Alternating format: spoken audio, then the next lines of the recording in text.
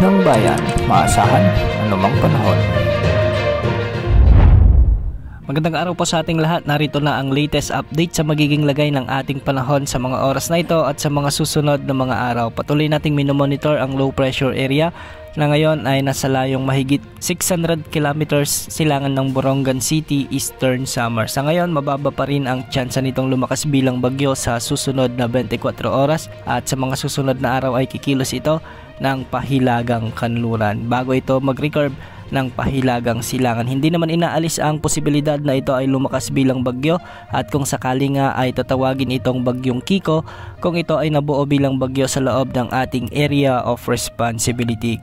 Kahit hindi ito nakikitang tatama sa ating bansa ay tiyak na hahatakin o palalakasin nito ang habagat na magdadala naman ng mga pag-ulan sa kanlurang bahagi ng ating bansa sa mga susunod na araw. Samantala, dahil sa epekto ng nasabing LPA, asahan ang maulap na kalangitan na may mga kalat-kalat na pag-ulan at pagkidlat-pagkulog sa Bicol Region, Eastern Visayas, Aurora, Nueva Ecija, Bulacan, Quezon Province kasama na ang probinsya ng Rizal. Kaya pinag-iingat natin ang mga lugar na nabanggit sa banta ng mga biglang pagbaha o pagguho ng lupa, lalo na kung may mga umiiral na katamtaman at malalakas na pag-ulan. Samantala, dahil naman sa southwest monsoon o habagat, asahan din ang maulap na papawirin na may mga kalat-kalat na pag-ulan at thunderstorms sa Metro Manila, Mimaropa, Zamboanga Peninsula, Camiguin, Surigao del Norte at ang Dinagat Islands, kasama na ang nalalabing bahagi ng Visayas, ang nalalabing bahagi ng Central Luzon at ang nalalabing bahagi ng Calabarzon. Kaya pinag-iingat rin natin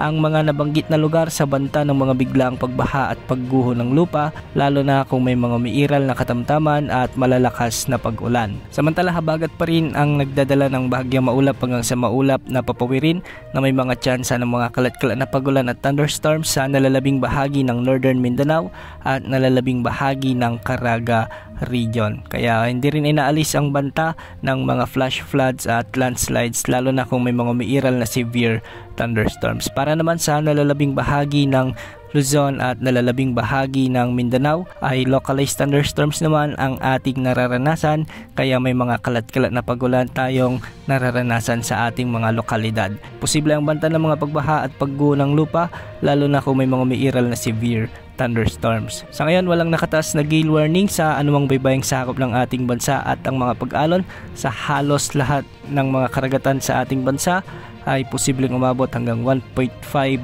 meters. Yan muna ang latest sa lagay ng panahon. Ito po ang weather update ng bayan, maasahan anumang panahon.